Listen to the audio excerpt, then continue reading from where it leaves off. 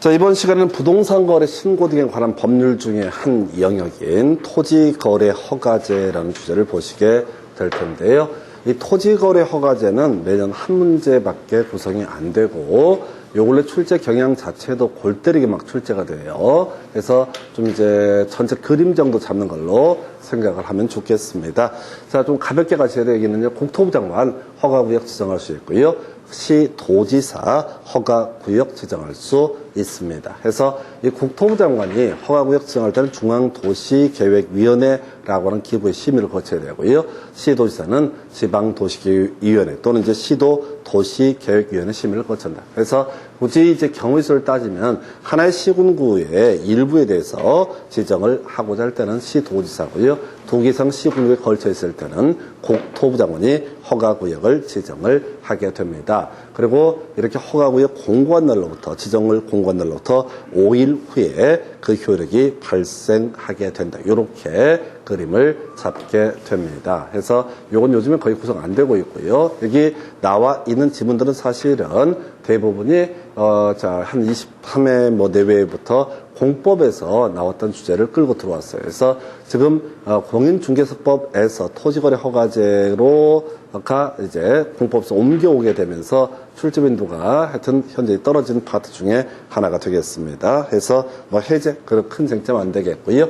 자, 그럼 이제 허가구역 지정, 허가구역이라고 하는 것은 본질이 그렇습니다. 토지 투기적 거래 등을 억제하기 위해서 매수인이 실소유 목적일 때만 허가 처분을 해서 매수인 실소유 목적인 걸 입증해 보이면 땅을 살 수 있게 하는 제도, 이걸 우리가 토지거래 허가제라고 이렇게 얘기를 하게 됩니다. 그래서 아까 제가 주택거래 허가제 이런 것들이 자 지금 이제 신문 보도에 나오는데 전혀 법적으로 문제 안 됩니다. 그래서 이것도 주택에 대한 투기를 억제할 필요가 있으면 곧게 할 수 있다. 거기서 집 두 채, 세 채 갖고 있는 사람이 집 사러 왔을 때 왜 이걸 사느냐라고 해서 실소유 목적이면 허가해 주면 되는 거고 실소유 목적이 아니면은 불허가 처분을 해주는 식으로 처리를 하면 되는 사안이기 때문에 이 자체가 신문 보도나 이런 데서 다루는 것처럼 그렇게 위헌적인 제도이거나 할 가능성은 거의 제로라고 보셔야 돼요. 왜 현행 토지도 규제하는데 우리가 주택이라고 하는 게 토지 플러스 건물이거든요. 토지 플러스 건물을 주택이라고 부르는데 신문 기사들 보면 가관들입니다. 애들이 기사 법을 모르니까 건물을 무슨 허가를 받게 하느냐. 일반 상가 건물은 규제 대상이 아니라는 거예요. 그러니까 그거는 이제 문제가 안 되고 허가 대상에 설령 법 제도 지금 논의가 된 것 자체가 주택거래 허가제라고 그랬지 건물거래 허가제라는 표현을 안 썼거든. 근데 이제 그 기사들을 보게 되면 아주 무식한 새끼들이 그냥 막 욕 나와요. 건물거래 허가제처럼 요렇게 기사 의도를 했는지 아닌지 모르겠지만 그런 식으로 기사를 써요. 그런데 이제 본질적으로 걔들이 법을 모르니까 기자 자체가 이 주택의 정의 자체를 모르기 때문에 헛소리를 하거나 아니면 이제 어떤 정치적 목적 때문에 바람을 잡거나 둘 중에 하나고요. 하여튼 쓸데없는 소리 다 도입도 된 것도 아니고 하여튼 자 요렇게 투기적 거래 억제하기 위한 수단. 그래서 주택에 대한 투기적 거래 억제하기 위해서 분명히 주택거래 허가제도 당연히 문제가 되지 않을 것이다 라고 보여지고요. 자, 그래서 이 토지거래 허가구역 지정되게 되면요. 이때부터는 토지거래 허가라고 하는 거 받아야 되는 경우 있는데 자, 설명을 드릴 텐데 시험에 나오지는 않습니다. 왜? 예외가 있기 때문에 그래요. 예외. 시험은 항상 예외만 내는 거예요. 그래서 허가구역 안에서 소유권 이전 계약 체결하고자 할 때 미리 허가를 받아야 된다. 또는 이제 지상권 설정 계약을 체결할 때도 허가를 받아야 한다. 그래서 요건 이제 오랜 역사 때문에 나오는 건데 만약에 허가구역 안에서 토지에 대한 소유권 이전 계약만 허가를 받아라 라고 이렇게 규제를 하면 지상권 설정으로 빠져나가요. 사람들이. 지상권이라고 하는 게 자 최대 30년까지 어떤 토지를 이용할 수 있는 권리, 그 토지에다 건물을 짓기 위해서 30년까지 이용할 수 있는 권리를 지상권으로 하는데 결국 그걸로 빠져나가는 걸 막기 위해서 지상권 설정 계약, 토지에 대한 소유권 이전 계약 모두 토지 거래 허가라고 하는 거 받아야 된다. 그래서 지상권자가 되고 싶거나 또는 토지 매수인이 되고 싶으면 실소유 목적임을 실활용도 목적임을 입증해 보여야 다 허가 처분을 해줄 수가 있다. 이런 논리 구조예요. 근데 이런 것들은 그냥 배경 설명이지 절대 시험에는 낼 수가 없는 파트입니다. 자, 허가 기준 볼까요? 자, 우리 법에 나와 있는 건 다 허가 기준. 예를 들어서 자기의 거주용 주택 용지, 허가구역 안에 소재하고 있는 농업인, 어업인, 임업인 등이 그 목적, 그 자기의 업을 하기 위해서 필요한 토지는 어떻다? 허가 처분을 해줄 수가 있다. 이런 식의 논리 구조예요. 그 다음에 이제 현상 보존 목적, 요거 자체가 중요한 게 아니라 뒤에서 이용 의무 기간이라는 개념과 연계가 되는데요. 이런 얘기예요. 이용 의무 기간이라고 하는 거, 이렇게 해석을 하게 됩니다. 이용 의무 기간이라고 하는 거. 자, 이게 때문에 그런데, 요런 경우일까요? 겨울, 요즘에는 그런 것 좀, 요 몇 년 사이 또 없는 것 같은데, 겨울철 되면, 겨울 철새들 때문인지 어쩐지 감기 걸린다는 거, 조류 독감, 요것 때문에, 몇 년 동안 닭 오리 엄청 잡아댔잖아요. 매몰 처분하고 등등 했는데, 요 근래는 하여튼 간에 또 몇 년 동안 다행스럽게 없어요. 근데 이제, 지금 이미 지났겠구나. 보통, 겨울 오게 되면 TV 프로그램이 되는 데서 그런 거 보여줍니다. 주남저수지에서 철새 쫙 날아가는 모습. 그래서, 멀리서 보면 괜찮아 보여요. 쫙 이렇게. 근데 밑에 있는 사람들은 개 짜증납니다. 냄새, 나지, 그냥 아무 데나, 걔들이 무슨 화장실 가서 숙련된 강아지처럼 화장실 가서 용변 보고 가는 게 아니거든. 길 가는데, 어떻게, 머리에서 위에 떨어지기나, 또는 이제 운전하시는 분들 차 갖고 근처 가다 보면은 다 그 배설물 때문에, 부식이 되고 등등등. 어찌됐든 간에 이게 뭔 얘기냐면, 이런 지역에 어떤 개발 압력을 받아서 땅값이 급등을 합니다. 그러면 허가구역을 지정을 한다라고 했을 때, 거기에 이런 경우 있어요. 지금 이제 시민단체 이런 데서 철새들한테, 겨울 철새들한테 먹이를 줄 수 있는 땅을 사는 경우가 있습니다.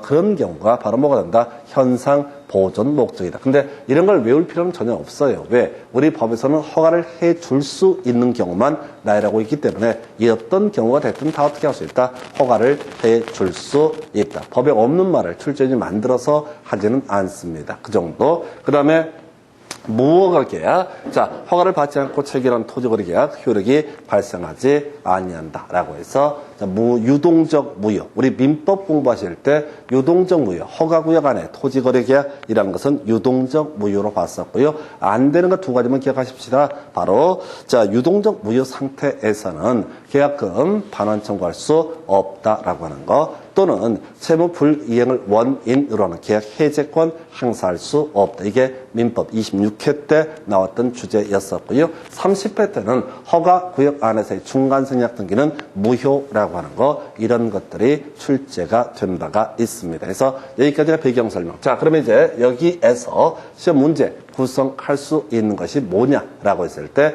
자, 허가가 불필요한 경우. 자, 허가구역 안에 토지 거래임에도 불구하고 어떻다? 허가가 불필요한 경우라고 하는 거, 요게 출제 포인트. 그 중에서 법률 규정에 따른 부동산 물권 변동이라고 제가 타이틀을 잡아놨는데요. 자, 수용, 경매라고 하는 거. 자, 이 수용이나 경매라고 하는 것은 등기하지 않더라도 각종 관련 법률 규정에 따라서 자동으로 물권 변동이 발생하게 됩니다. 예를 들어서 경매 같은 경우는요. 경매 같은 경우에는 매수인이 매각대금을 완납한 때 그때 어떻다? 바로 권리를 취득을 하게 된, 등기를 안 한다고 할지라도. 하나 더 이런 것도 있어서 수용 같은 경우 공용징수라고 민법에서 표현을 하게 되는데, 수용 개실에 보상금을 지급했다는 전제하에서 권리를 취득한다. 그러니까 얘는 이미 취득을 해버렸기 때문에 어떻다? 굳이 허가라는 개념 자체가 필요가 없다 해서 시험용으로는 경매 정도, 수용 경매 외에도 17개인가가 더 있어요. 근데 일단 우리 시험에서는 수용 경매만 대표값으로 던져놓고 있고요. 그 다음에 이제 그나마 요 근래 우리 공인중개사법 파트로 이 시험 범주가 들어온 후로 출제가 되진 않았지만은 전통적으로 공법 영역에서 출제해왔던 것이 뭐냐면은 바로 소규모 토지 거래입니다. 이게 사실 제일 중요하다고 봐야 되는데, 하여튼 우리 시험에서는 아직은 안 나오고 있어요. 그래서 소규모 토지 거래라고 하는 거. 숫자 외우셔야 됩니다. 숫자 외우셔야 돼요. 이게 공법이라는 개념과 연계가 돼야 되죠. 용도, 지역이라는 개념이 먼저 출발점이 되게 됩니다. 그래서 주거지역은요, 180, 상업지역 200, 공업지역 660, 녹지는 100이고요. 그 밖의 지역, 주상, 공록, 구분이 없는 지역은 바로 90이라고 되어 있습니다. 그 다음에 도시적 외지역의 토지라고 해서 비도시지역이라고 부르죠. 그래서 원칙적으로 250입니다. 근데 농지 500, 임야 1천까지는 어떻다? 소규모 토지 거래이기 때문에 허가를 요하지 않는다. 물론 디테일하게 구성하게 되면 이런 식이죠. 이 숫자가 절대적인 숫자는 될 수가 없고요.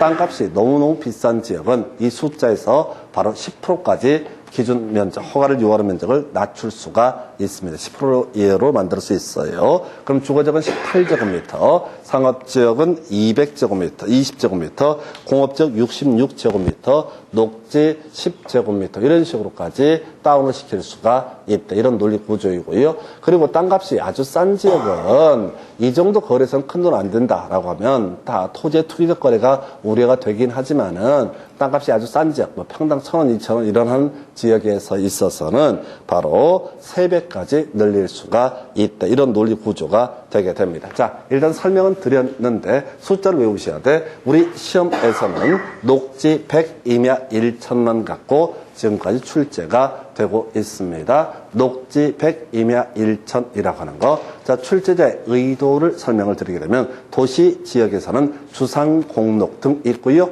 그 다음에 주거지역, 상업지역, 공업지역, 녹지지역으로 지정되지 아니한 지역 이렇게 하는데 이게 미지적인 것. 이건 신경 쓰지 마시고 시험에서는 녹지만 녹지 100이라는 숫자를 기억해 주셔야 됩니다. 녹지 100이라고 하는 거. 그 다음에 임야라고 하는 건 얼마? 1천이라고 해서 녹지 100, 임야 1천이라고 하는 거. 모르겠어요. 자, 지금 16년 정도 역사를 가지고 봤을 때 공법에서만 출제가 됐었는데 지금 3년 전에 공법에서 옮겨왔거든요. 그 동안에는 녹지 100, 임야 1천만 주구장창 출제가 되고 있습니다. 그래서 마음 같아서는 다 외우는 게 좋겠지만 그 여의치 않으면은 녹지 100, 임야 1천이라고 하는 거. 자, 그러니까 허가구역 안에 토지권한 소유권 이전 계약이라 할지라도 이렇게 소규모 토지 거래에 해당이 되게 되면은 이때는 어떻다? 허가를 요하지 않는다라고 하는 거. 자, 그래서 수용 경매하고요. 그 다음에 녹지 100, 임야 1천 이하는 어떻다? 허가를 요하지 않는다. 하여튼 지금 최근 3년 동안 아직 나오지 않았지만 녹지 100, 임야 1천이라고 하는 거. 녹지 100, 임야 1천 그리고 지금 수용 경매 허가를 요하지 않는다. 이 정도는 소규모 토지 거래로 해석을 할 수가 있겠습니다. 그래서 이 정도가 허가구역 지정의 효과 등에 관한 쟁점이고요. 자, 우선 여기까지 간단히 지금 몇 개만 체크를 하고 가겠습니다. 이 파트는 사실은 그렇게 많은 출제가 되지 않아요. 특히 이제 부동산 거래 신고 등에 관한 법률 이걸 갖고는 잘 안 냈는데 한 문제 나왔었나? 해서 하여튼 가보겠습니다. 여러분 교재 148페이지 지문부터 분석을 해드리도록 하겠습니다. 148페이지. 자, 이렇게 되어 있어요. 허가 구역이 둘 이상의 시에 관할 구역이 걸쳐 있는 경우 국토부 장관이 지정한다라고 해서 아까 두 개 이상 시군구면 어떻다? 이들은 국토부 장관이 허가구역을 지정합니다. 2번 시도지사 허가구역 지정하려면 지방의회 의견 듣고 중앙도시계획위원회 심의. 이건 다른 건 몰라도 중앙도시계획위원회 일단 틀렸죠. 지방의 의견 청취 제도도 없고 지방도시계획위원회 또는 시도도시계획위원회를 해야 됩니다. 답 안 돼요. 3번 허가구역이 동일한 시군구 안에 일부일 때 시도지사가 지정하는데 시군구청장이 지정한다라고 했고 4번 시도지사 지정기간이 끝나는 허가구역을 계속해서 다시 허가구역으로 지정하려면 시도도시계획위원회 심의 전에 미리 시군구청장의 의견을 들어야 한다. 옳은 표현. 그 다음에 5번 허가구역 지정 공고 내용의 통지를 받은 시군구청장 지체 없이 그 공고 내용을 등기소의 사항 등에 통지한다 해서 자 이런 지문들이 나오는데 별 의미 없어요. 한 번도 답이 되지 않았고 다 오래전에 나왔던 지문이고 공법 출제던 시절에 나왔던 지문들이 되게 됩니다. 오른쪽 페이지 가서 가볼까요? 149페이지. 자 간단한 거 나와 있네요. 자 요 근래도 요건 한번 나왔었죠. 허가구역 지정은 그 지정을 공고한 날로부터 5일 후에 효력이 발생한다. 그래서 나머지 구질구질한 거 안 내요. 자, 여기는 한 문제를 내기 때문에 깊이 있게 낼 수가 없고요. 여러 개를 다 엮어서 내요. 그래서 공고한 날부터 5일로. 자, 2번 지문. 허가구역 지정은 그 허가구역 지정을 공고한 날부터 5일 후 옳은 표현. 3번. 허가구역 지정은 공고하고 일반이 열람할 수 있는 날부터 5일 후. 아니고요. 바로 공고한 날로부터 5일 후라고 해서 요건 이제 나오면 실수하면 안 되죠. 최근에 우리 시험에 한번 나왔던 지문이고요. 두 번째, 자, 해제하여야 한다인데, 이거 두 번째 박스는 버렸어요. 옛날에 나왔던 문제고요. 그 밑에, 자, 보니까, 1번, 세 번째 박스 1번 지문입니다. 끄트머리 가서 볼까요? 제출하여야 한다. 라는 표현 나와 있죠? 해서, 서류를 제출한다 하면 그냥 그런가 보다. 공법할 때 말씀 주로 드리는데 그렇게 넘어가실 주제.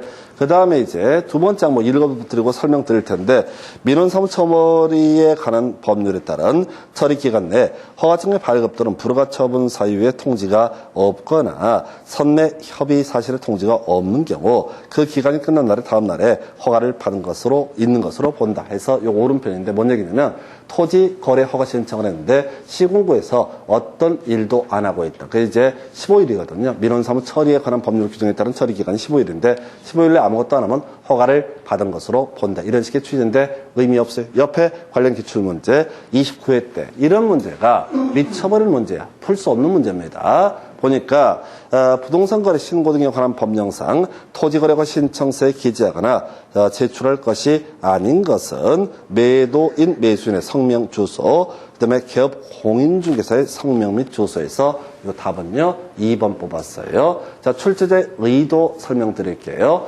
앞에서 지금 이렇게 갔습니다. 부동산 거래를 했을 때는 거래 당사자가 어떻다 신고를 하거나 만약에 개업 공인중개사가 거래계약서를 작성 교부를 했을 때는 개업 공인중개사가 어떻다 부동산 거래 신고를 할 의무가 있었죠. 어디다가 부동산 등 소지지 관할 신고 관청에다가. 근데 토지 거래 허가 신청이라고 하는 것은 뭐냐면 개공이 나설 리가 전혀 없어. 허가를 받으러 가는 사람이 누구라고요? 매도인하고 매수인이 가서 우리 토지 거래 허가 해주세요. 우리 토지 거래할 수 있게 해주세요. 그럼 이제 시군구청장이 매수인의 관상을 봅니다. 투기 목적이냐 아니냐 이걸 따져서 매수인이 실소유 목적이면 어떻다? 허가 처분을 해줄 수 있다. 그래서 이 문제는 사실 말장난하는 문제처럼 보이는데 출제자가 의도했던 것은 무슨 얘기냐면 부동산 거래 신고의 경우에는 경우에 따라서 개업 공인중개사가 거래계약서를 작성 교부했을 때 지금 이제 개업 공인중개사의 인적사항 등을 부동산 거래 신고서에 쓰게 돼 있었어요. 근데 토지 거래 허가 구역 안에서 이 양 당사자 간의 계약은 무효입니다. 유동적 무효이기는 하여튼 무효야. 그래서 결과적으로 토지거래 허가를 받으러 갈 때는 개공이 설령 있었다 할지언정 이 사람은 아무 상관이 없다는 거야. 결국은 누가? 거래 당사자가 바로 토지 거래 허가 신청을 해야 된다. 이런 취지이기 때문에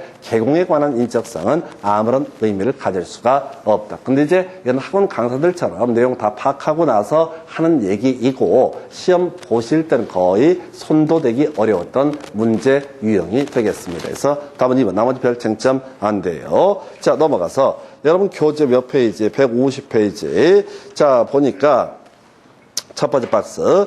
민사집행법에 따른 경매의 경우 허가구역 내 토지 거래에 대한 허가 규정 적용하지 아니한다. 자, 수용 경매는 어떻다? 허가 배제가 되게 된다. 허가제가 배제가 된다라고 하는 거 답이 됐었고요. 그 다음에 도시지역 외지역의 허가구역에서 90제곱미터 이면 허가를 받을 필요가 없다라고 해서 옳은 표현. 아까 원래 이면은 얼마 했었죠? 1000제곱미터. 예, 근데 아까 경우에 따라서 땅값이 비싼 지역은 자, 최대 얼마까지 다운시킬 수 있다? 10%까지 다운시킬 수 있다. 그러면 임야의 경우에 따라서 100제곱미터 이하까지 어떻다? 100제곱미터까지는 아까 우리 숫자 보셔야 돼. 10% 얘기. 이걸 이제 응용을 한 거, 이 지문이. 이면은 원래 1000제곱미터 이하까지 허가 없이 거래할 수 있다. 근데 만약에 기준 면적이 10%로 잡았을 때는 100제곱미터까지는 100제곱미터 이하는 어떻다? 허가 없이 거래할 수 있다. 그래서 100제곱미터 이하의 대표 값이 뭐가 된다고요? 90제곱미터. 이건 출제 오류를 막기 위해서 함정을 억수로 파는 거예요. 그래서 우리는 그렇게 가지 않더라도 이면은 1000제곱미터 이하면 어떻다? 허가를 요하지 않는다. 이렇게만 외우더라도 이면은 90제곱미터면 당연히 어떻다? 허가를 요하지 않는다. 이렇게 이제 문제를 풀어가야 돼요. 의미는 이런 식인데 90제곱미터가 1000제곱미터 이하이기 때문에 어떻다? 허가를 요하지 않는다. 이런 식의 문제로 풀어가시는 겁니다. 거기 관련 기출 문제 가볼까요? 자, 부동산 거래 신고 등에 관한 법령상 토지 거래 계획에 관한 허가구역에 관해서 점점점 허가가 필요한 것은 라고 이렇게 나와 있습니다. 소규모 토지 거래가 아니면 어떻다? 허가를 받아야 된다. 1번 보니까요. 주거지역 150제곱미터 어떻다? 자, 허가를 요하지 않죠. 180제곱미터 이하는 어떻다? 허가를 요하지 않는다. 상업지역 200제곱미터 이하죠. 150제곱미터 허가를 요하지 않습니다. 공업지역 660 이하입니다. 500제곱미터 허가를 요하지 않습니다. 녹지 100제곱미터 이하입니다. 200제곱미터는 어떻게 해라? 허가를 받아라. 이걸 통해서 우리가 추론해낼 수 있는 게 얘들이 답을 뭘 뽑고 있다? 녹지와 임야를 뽑고 있다라고 하는 거. 녹지와 임야를 답으로 뽑고 있다라고 하는 걸 논치를 제시해야 돼. 녹지 100, 임야 1000. 자, 녹지 100 이하, 임야 1000 이하 어떻다? 허가를 요하지 않는다. 이렇게 가주실 것. 그 다음에 넘어가서 2번 문제예요. 이거 겁나 어렵습니다. 자, 갑은 A도 B군 토지에 110제곱미터가 일단 우리가 수용 경매 소규모 토지 거래는 어떻다? 허가를 요하지 않는다. 해서 110제곱미터가 이제 힌트를 대고 뒤에 녹지 지역이란 표현 나와 있죠? 자, 녹지 지역의 110제곱미터는 어떻습니까? 허가 받아야 되지요? 녹지적지에서는 100제곱미터까지는 어떻다? 허가를 요하지 않는다. 그럼 녹지적이 110제곱미터는 어떻다? 허가를 받아야 된다. 그게 문제에서 답이 다 나와 있는 거예요. 근데 수험생들 이런 문제를 사실 거의 풀기는 어렵죠. 그래서 많이 읽는 게 중요한 게 아니라 그저 마음의 준비를 독하게 하셔야 돼. 그저 녹지 100, 임야 1000 이하는 어떻다? 허가를 요하지 않는다. 그럼 녹지 100을 초과한다. 또는 임야 1000을 초과한다. 그럼 어떻다? 허가를 받아야 된다. 이런 식의 논리 구조가 되게 되는 겁니다. 1번, 갑이 자신의 토지 전부를 대가를 받고 지상권을 설정하려면 허가를 받아야 된다. 옳은 표현. 2번, 갑의 토지가 농지라면 토지거래 허가를 받을 때 농지증을 받은 것으로 본다. 맞는 편인데 중요치 않고요. 3번, 허가구역에 거주하는 농업인 을이 그 허가구역 안에서 농업을 경영하기 위해서 갑의 토지 전부를 이미 매수하는 경우 허가가 필요치 않다. 틀렸죠. 자, 결국 녹지 110제곱미터일 때는 결국은 어떻다? 허가를 받아야 한다. 이 정도까지. 그런데 너무 오래전 문제라서 조금 난이도가 있습니다. 다만 제가 이걸 통해서 여러분한테 지적을 해드리고 싶은 이유는, 그 목적은 녹지 100, 임야 1000 이것만 가지고 지금 한 15년 역사에 녹지 100, 임야 1000만 나왔으니까 다 외우면 좋겠지만 일단은 녹지 100, 임야 1000, 녹지 100 이하, 임야 1000 이하까지 어떻다? 허가 없이 거래할 수 있다. 이 정도는 알고 가실 것. 넘어가겠습니다. 자, 그 다음에 이제 여러분 자료 152페이지 가서 간단하게 볼까요? 자, 지금 거기에 이제 나와 있는 게 아까 지문 중에 농지증 의제된다, 거민 의제된다라고 하는 게 있습니다. 그래서 농지증은요, 우리가 농지법에서 공부하게 되는 개념인데요. 농업인이라는 증명서를 농지증이라고 부르게 됩니다. 그럼 이제 토지거래 허가를 받았다는 얘기는 허가 관청에서 매수인이 실소유 목적이다, 농업 목적이라는 걸 입증해 보였을 때만 허가 처분을 해주게 됩니다. 그래서 따로 이 농지증 얘기할 필요 없습니다. 왜? 그게 그거니까. 이 사람이 농지를 사는데 농업 목적이다, 허가를 받았다면 당연히 농지증은 자동으로 나오는 거나 진비에 똑같다. 굳이 한 번 더 농지증을 발급받을 필요는 없다. 하나 더. 아까 증. 자, 부동산 거래 신고 필증 있으면 어떻다? 거민을 받은 것으로 본다. 알았다 이거야. 알았어. 원래 거민을 받게 했던 이유가 뭐라고요? 거민을 받게 했던 이유가 거래가 있다는 사실을 확인해 보려고 한 거야. 근데 부동산 거래 신고 필증이라든가 토지 거래 허가증을 교부를 했다는 얘기는 뭐야? 알았다. 그러니까 굳이 거민을 받지 않아도 된다. 그 다음에 이제 논의할 주제가 이거야. 이용 의무 기간. 자, 다 2년입니다. 하나가 4년짜리가 있는데 길어서 안 나오고요. 현상 보존 목적만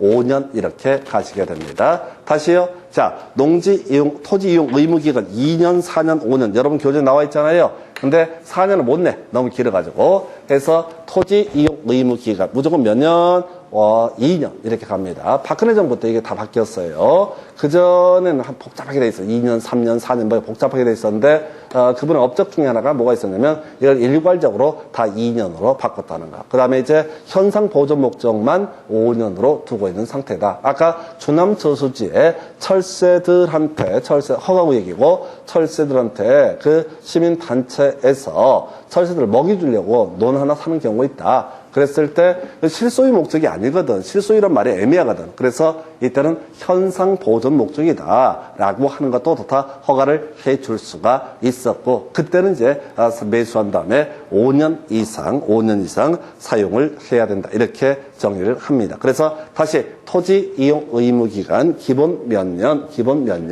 2년, 그다음에 현상 보존 목적은 몇 년, 5년, 요렇게만 암기하십니다. 자, 그러면 이제 이렇게 이용 의무 기간 토지 거래 허가를 받았다라고 했을 때 이걸로 끝나는 게 아니라요. 만약에 이 사람이 토지 이용 의무를 해태한다. 그러면 그때는 이제 이행 강제금이라는 것을 부과할 수 있습니다. 그래서 첫 번째 회차 1년에 한 번씩이 포인트가 될 테고 부과 금액까지 제가 통해서 확인해 볼까요? 허가권자는 허가 받은 목적대로 토지를 이용하지 아니하는 자에 대해서 1년에 한 번씩 당해 이행 명령이 이행될 때까지 반복해서 이행 강제금을 부과할 수 있다. 다만 이용 의무 기간이 지난 후에는 추가적으로 부과할 수 없다라고 되어 있습니다. 그래서 예를 들어서 뭐 자기의 거주용 주택이용지다. 그러면 2년 동안 이용을 해야 되거든요. 그래서 지금 주택을 짓기로 해서 땅을 사놓고 건물을 안 짓고 있다. 그러면 이때 2년간은 어떻다? 이행 강제금 때리고 3년 차가 돼도 이용을 안 하고 있을 때 그때는 더 이상 이행 강제금 부과할 수 없다. 이런 논리구조. 부과 횟수가 하나의 포인트. 그리고 두 번째 이슈 부과 금액. 요것도 어쩌면 한번 준비를 하셔야 돼. 자, 방치라고 하는 것이 있게 됩니다. 그 다음에 임대, 그리고 목적 변경이라고 하요. 총 3가지로 구분을 하게 됩니다. 해서 방치는 뭐냐면은 지금 이런 논리구조죠. 예를 들어서 자기의 거주용 주택용지 또는 농업 목적으로 허가를 받았는데 이 사람이 자기의 거주용 주택용지를 이용을 안 하고 방치하고 있다. 배째라고 그냥 그러면 시군구에서 소위 이행명령을 내리게 되는데 이행명령을 때려도 눈 하나 깜짝 안 하고 있다. 그러면 이제 싸가지 없거든. 그래서 이 녀석한테는 어떻다? 바로 100분의 10에 해당하는 금액의 이행 강제금을 부과한다. 이건 숫자만 기억하는 거야. 두 번째 이슈. 자, 어떤 애가 지금 이제 농업 목적으로 농지를 취득했는데 이용을 안 하고 있어서 이용하라고 이행 명령을 때리니까 농업을 누가 짓네? 그래서 이 담당 공무원들이 가서 인사하러 갔어. 근데 딴 놈이 일하고 있다. 임대해준 케이스. 그 성의 표시했잖아. 100분의 7. 그 다음에 세 번째 목적 변경. 승인 없는 목적 변경 이렇게 가는데 이 목적 변경은 뭐냐면 닭 키우기로 허가 받았다가 소 키우다 걸린 케이스 100분의 5라고 해서 방치 100분의 10, 임대 100분의 7, 목적 변경 100분의 5라고 하는 거, 이게 바로 이행 강제금의 부과 금액이 되게 됩니다. 주로 여기 나왔던 것은 그동안 문제는 1년에 한 번씩 이용 의무 기간 경과되면 더 이상 부과할 수 없다. 이런 게 출제가 됐었고요. 그 다음에 방치, 임대, 목적 변경이라고 하는 거, 이런 것들도 충분히 특히 괄호넣기 문제 형태로 출제가 될 수가 있습니다. 해서 이렇게 보시겠고요. 하나 더, 작년에 이제 나왔던 엽기적인 문제. 자, 지금은요, 토지거래가 신청에 대해서 불허가 처분을 하는 경우가 있을 수가 있습니다. 불허가 처분. 이 불허가 처분 부분은 사실 그동안 거의 논의가 안 됐었고 의미가 없었는데 갑자기 작년에 시험 문제 구성돼서 좀 양을 늘렸는데요.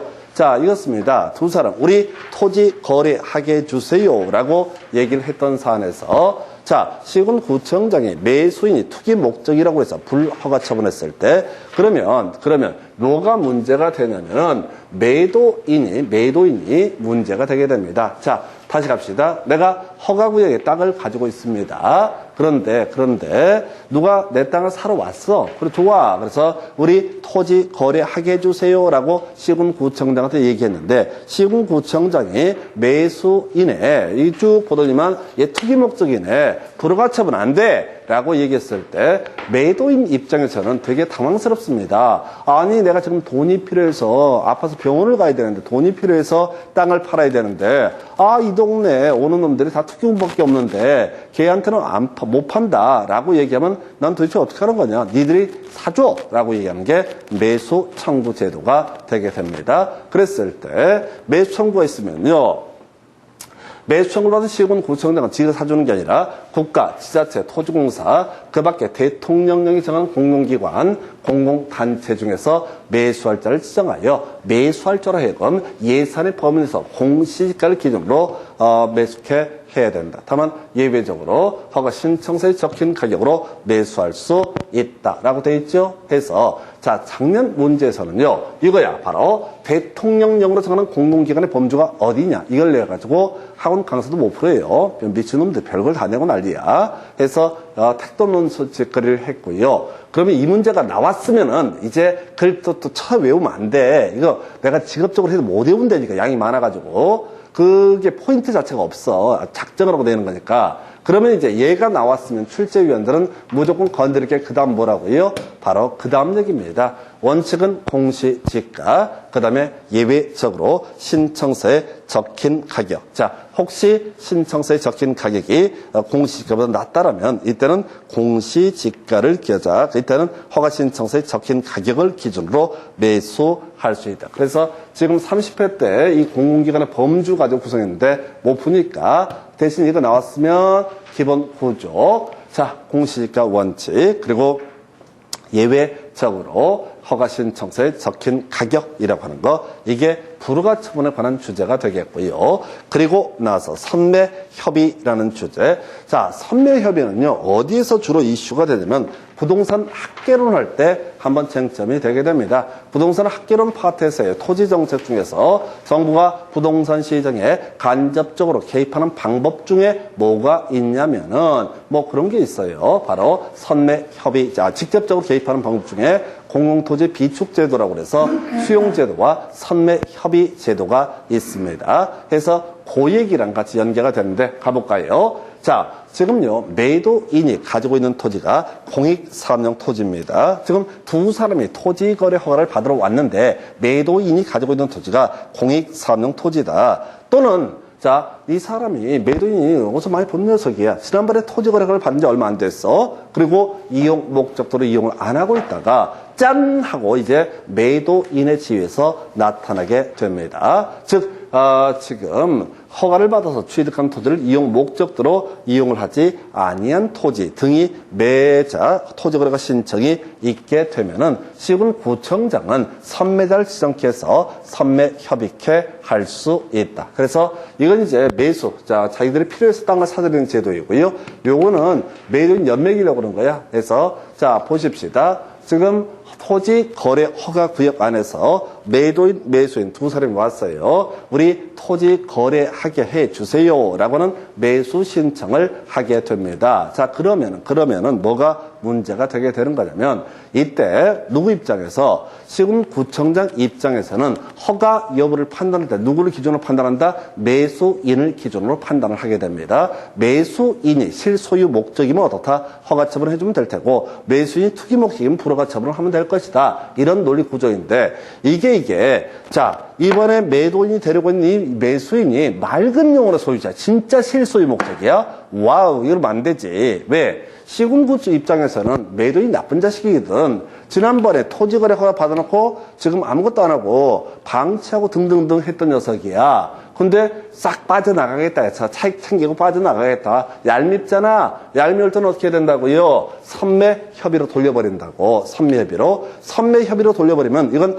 허가 처분이나 불허가 처분을 하는 게 아니라 세 번째 선택을 하는 겁니다. 그래서 일단은 만약 이 챕터에서 출제가 되게 되면 출제 포인트는 감정가가 원칙입니다. 선매협의를 함에 있어서 토지주택공사를 선매자로 지정해서 보통 선매비가 이루어지는데 감정가를 기준으로 하되 다만 이 감정가가 아니라 허가 신청서에 적힌 가격이 감정가보다 낮은 경우에 어떻다? 감정가를 기준으로 할 수 있다라고 해서 하여튼 이런 식으로 선매협의가 이루어지게 될 겁니다. 얘기가 잘 되면 토지공사가 감정가 또는 허가 신청서에 적힌 가격을 기준으로 매수를 하게 될 것인데 문제는 하나 남아 있어요. 뭐가 문제가 남아 있냐면 바로 이 선매 협의가 성립되지 않았을 때 이때는 지체 없이 허가 또는 불허가 처분을 해야 된다라고 되어 있습니다. 그래서 우리 부동산 학개론 할 때는 항상 이 얘기를 끌고 들어오죠. 선매 협의가 이루어지지 않았을 때 시군구청장은 토지 등을 수용할 수 있다라고 해서 틀리게 구성을 하게 됩니다. 수용할 수 없고요.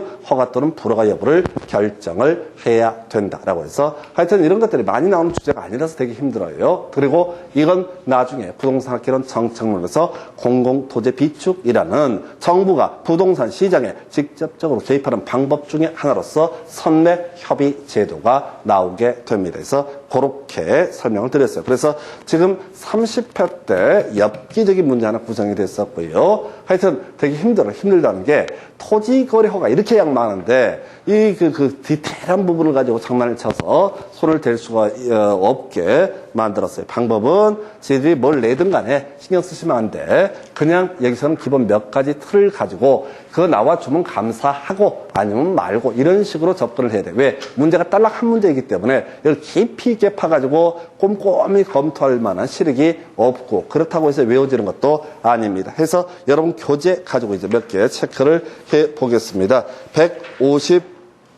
152페이지. 보니까 1번 지문이요. 자기의 거주용 주택용지로 이용할 목적으로 토지거래 허가를 받은 사람은 뒤에 2년간 그 토지를 허가받은 목적대로 이용을 해야 된다라고 해서 오른편 현상 보존 목적만 5년이고 나머지 모르면 다 몇 년이라고요? 2년 동안. 역시 옛날 지문입니다. 그 다음에 오른쪽에 여러분 교재 153페이지 1번 지문 시군구청장은 허가받은 목적대로 토지를 이용하지 아니한 자에 대해서 최초의 이행 명령이 있었던 날을 기준으로 1년에 한 번씩 이행 명령이 이행될 때까지 반복해서 이행 강제금 부과 징수할 수 있다. 다만 이용 의무 기간이 끝난 경우는 그러하지 아니하다. 그 얘기는 빠져 있는데 어찌됐든 옳게 그 당시에 구성이 됐었고요. 보니까 토지 이용 의무를 이행하지 않아 이행 명령을 받은 자가 그 명령을 이행하는 경우 새로운 이행 강제금의 부과를 즉시 중지하고까지 맞아요. 명령을 이행하지 전에 이미 부과된 이행 강제금은 당연히 받아내야 되겠죠. 해서 뒤에 징수해서는 안 된다 해서 틀리게 구성을 했습니다. 다시 갑시다. 지금 어떤 아이가 허가 받은 목적에 따라 일정한 기간 동안 이용할 의무가 있는데 얘가 예를 들어 자기의 거주용 주택용지로 허가를 받는데 방치하고 있었다. 그럼 이제 첫 해 이행 강제금 때리겠죠. 그리고 두 번째 또 때리려고 하는데 갑자기 집을 짓기 시작하네. 그러면 새로운 부과는 중지가 돼야 되겠지만은 기존에 부과했던 부분, 안 낸 부분에 대해서는 다 계속해서 징수를 해내야 된다, 받아내야 된다, 이런 취지가 되겠습니다. 근데 지문에서는 새로운 부과 중지하되 기존에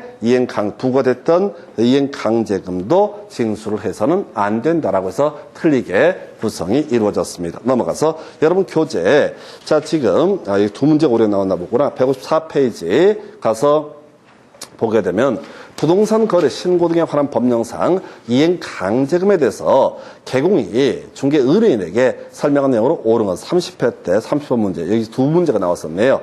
1번 군수는 최초의 의무 이행 위반이 있었던 날을 기준으로 1년에 한 번씩 이행 명령이 이행될 때까지 반복해서 이행 강제금 부과 징수할 수 있다 해서 앞쪽에 필요 없는 소리고 1년에 한 번씩 이행 강제금 부과 징수할 수 있다. 오른편. 2번 지문요.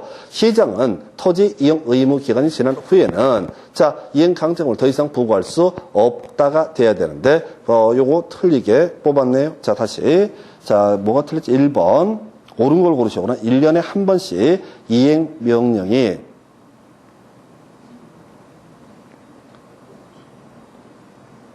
다시 군수는 최초의 이행 의무 이행 위반이 이행 명령이 밑에 해설 한번 참고해 주시면 이행 명령이 있었던 날 기준으로 해서죠. 언제 위반했는지 알 수가 없는 거니까. 그래서 이행 명령이 있었던 날 기준으로 해서 1년에 한 번씩 이행 강제금 부과 징수할 수 있다라고 하는 거. 토시 바꿔치기 했네요. 2번 지문. 토지용 의무 기간이 지난 후에는 더 이상 이행 강제금 징수할 수 없다. 없다 해서 1번 겁나 어려웠었네요. 2번 역시 틀렸죠. 3번 시군구청장은 이행명령을 받은 자가 명령을 이행하는 경우라 할지라도 이행하기 전에 부과된 이행강제금은 징수해야 된다라고 해서 이게 답이 되나요? 답이 되죠? 이 문제는 앞에 나왔던 지문이랑 똑같잖아요. 여러분 자료 몇 페이지? 153페이지 2번 지문. 153페이지 2번 지문 아까 다시 한번 체크하면은 토지용 의무를 이행하지 않아서 이행명령을 받은 자가 명령을 이행하는 경우 새로운 이행강제금 부과를 즉시 중지하고 명령을 이행하기 전에 부과된 징수금 징수해서는 아니 된다. 해서 이미 부과된 이행강제금 징수를 하는 거라고요. 28회 때 틀리게 뽑았던 것을 30회 때 보니까 옳게 뽑았네요. 그죠? 자, 그래서 3번을 답으로 구성을 했고요. 4번 토지 거래 허가를 받아 토지를 취득한 자가 직접 이용하지 않냐고 임대하는 경우 100분의 10이죠?